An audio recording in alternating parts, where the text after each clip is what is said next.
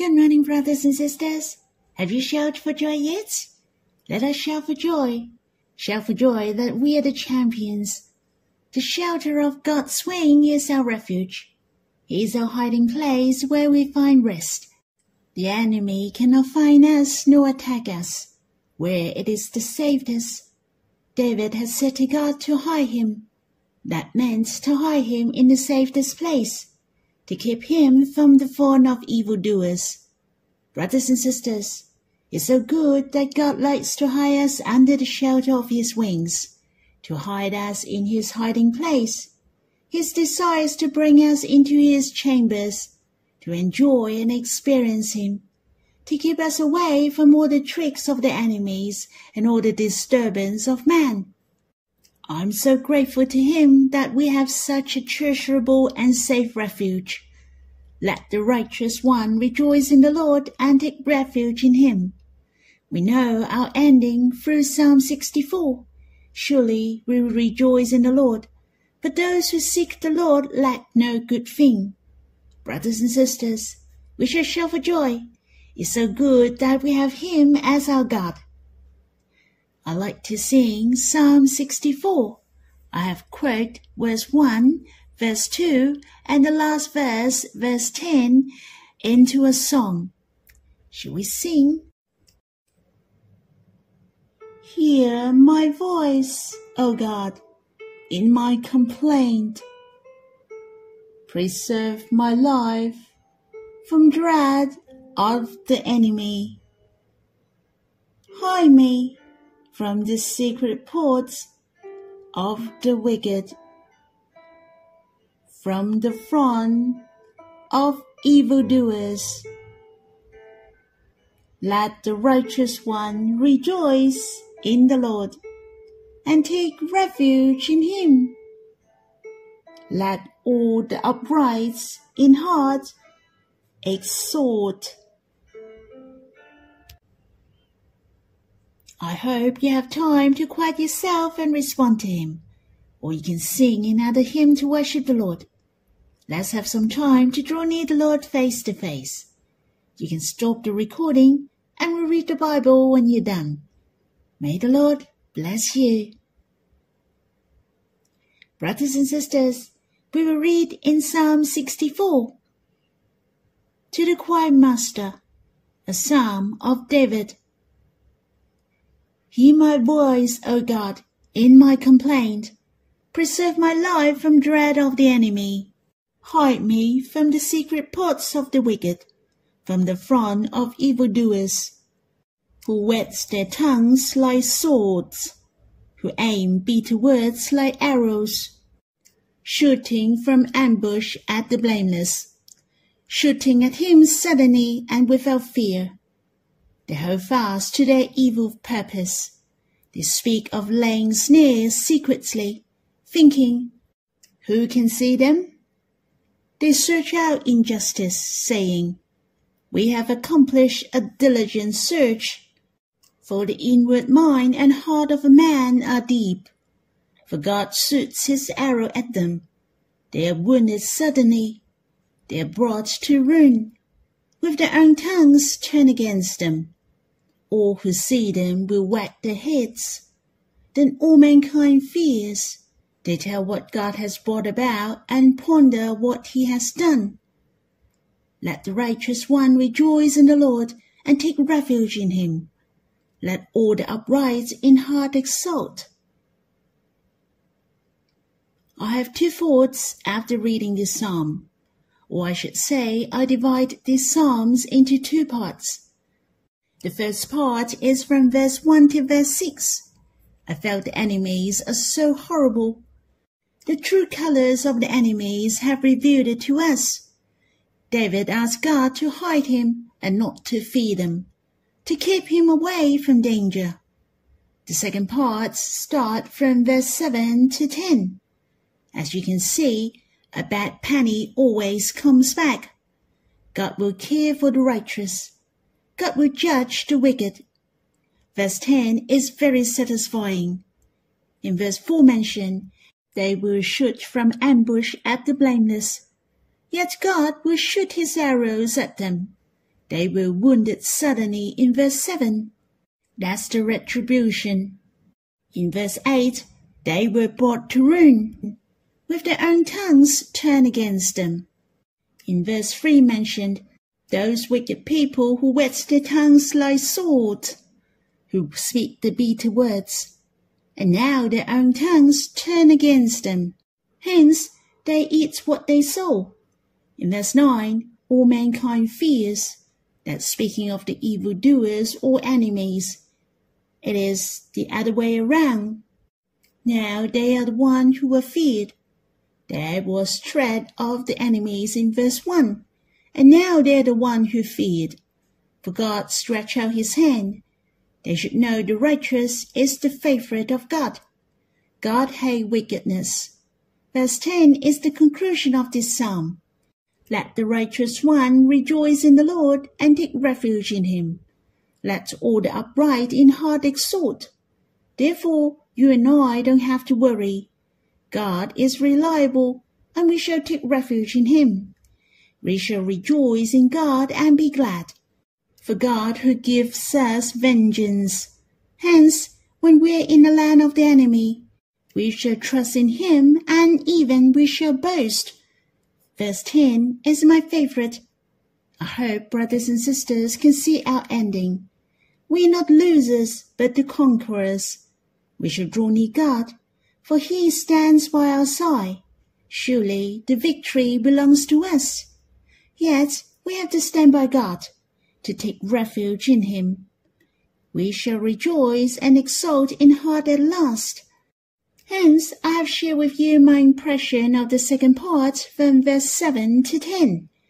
Now I will share with you the true color of the enemy from verse 1 to 6.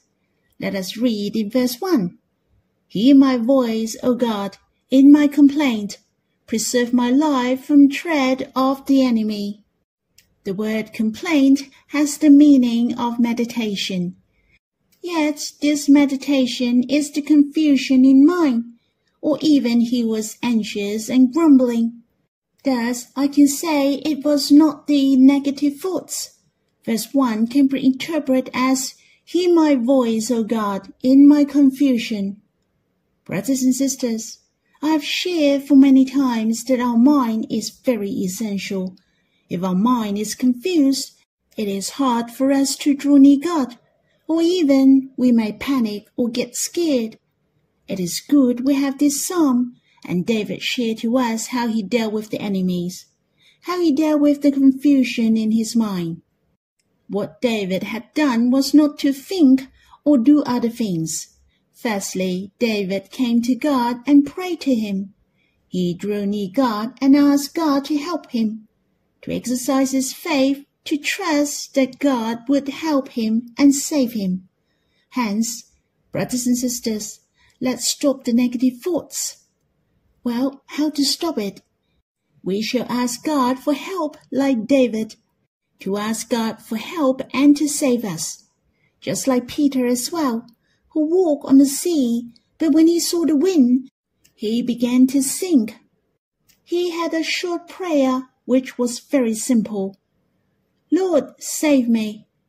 Brothers and sisters, when you find your heart and mind is in trouble and irritated, seems your mind is wandering around and restless, then you understand this situation is dangerous.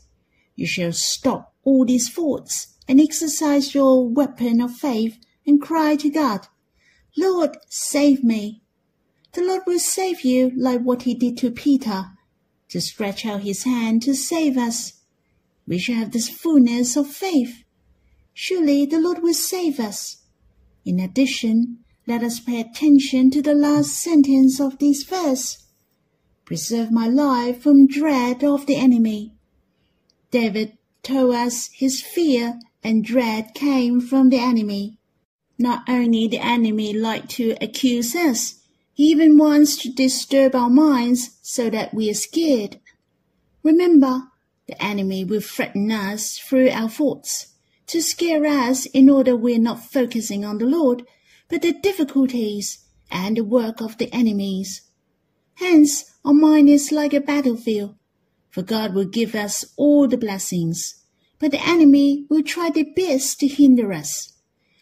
Through the special collection of their tricks, their lies, their deception, they will input many negative thoughts into your mind to scare you and threaten you. The aim is to make you be away from the Lord. We shall not fall for his trap. There are two things which are very helpful for us to deal with the enemies and reverse our situation. Firstly, it is to draw near the Lord. The second thing is to keep our mind. If we don't keep our mind, then it is difficult to draw near the Lord.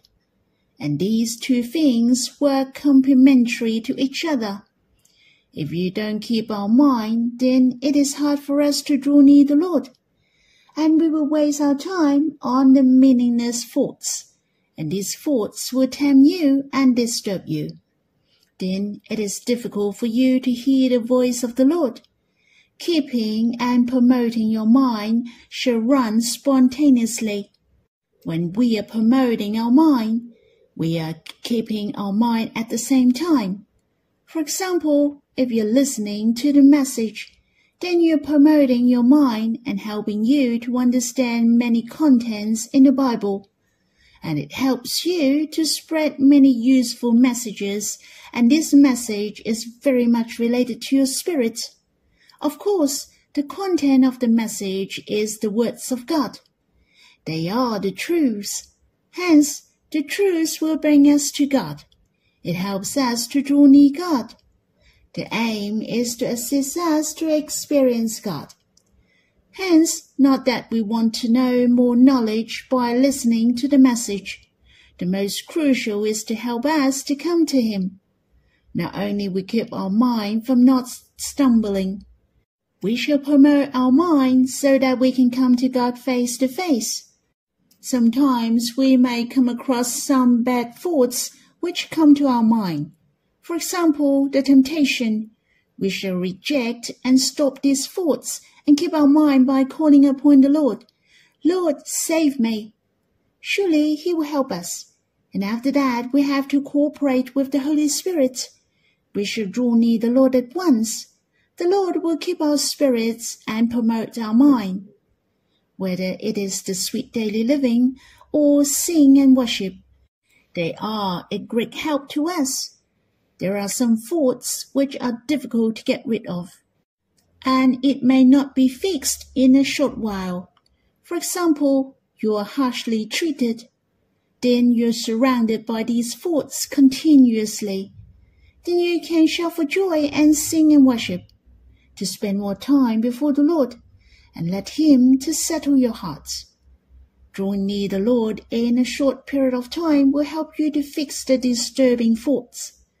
It is very essential to draw near the Lord for a longer time. When you're focused and drawn by the Lord, and you sing and worship to enjoy the Lord, it helps you to get rid of the negative thoughts. When the Lord reveals Himself to you, you're strengthened and your heart rejoices, and it is easy for you to cast off the disturbance in spirits. Otherwise, some people experience their great agony in life, and they couldn't get away with especially the love affair. We do need the more precious thoughts to help us to get rid of the negative thoughts. There is a saying which is quite useful: the exclusive power of a new affection. The meaning is to have the more treasurable thing to exclude the negative things. If you only have the rejection, but you are not strengthened by the Lord, without being supported by these truths, you cannot hold on for very long. You do need the more precious thing. Hence, we do need the Lord, who is the fairest among all. The Lord is the most valuable in the world. He will help us to overcome the world. As we know in verse 2 of this psalm, David had a secret. Hide him from the secret plots of the wicked, from the thorn of evildoers. Here is said clearly, the secret plots, that means nobody knows, and it is done secretly. He was ambushed by the enemy. Why? For the wicked and the enemies would attack us suddenly. This is how the devil and the enemies attack us. On the other hand, the throng will not come suddenly, but they will last for a long time. The disturbance of their words ponders your spirit continually to disturb your emotion. So how did David deal with it? He asked God to hide him. First of all, he came to God and asked God to hide him away. Where did God hide him? Of course, God hid him in the shelter, to hide him in the safest place, to hide him where the enemy couldn't reach. Whether it is the wicked plan for long or laying snares secretly, do you know when to ask God to hide you? Where will God hide you? Brothers and sisters, truly it is so precious. God will hide us in the depth of his heart. He will bring us to his chambers to be with him closely. This is the safest place in this universe. It is our resting place. I hope you and I know how to call upon him. Ask God to hide you away. May your heart be willing for him to hide you away. Brothers and sisters, drawing near God, keeping your mind are the most crucial things in your life. That's all for my sharing. I really hope you have time to quiet yourself, and it is very essential to have a longer time to draw near the Lord. May the Lord bless you.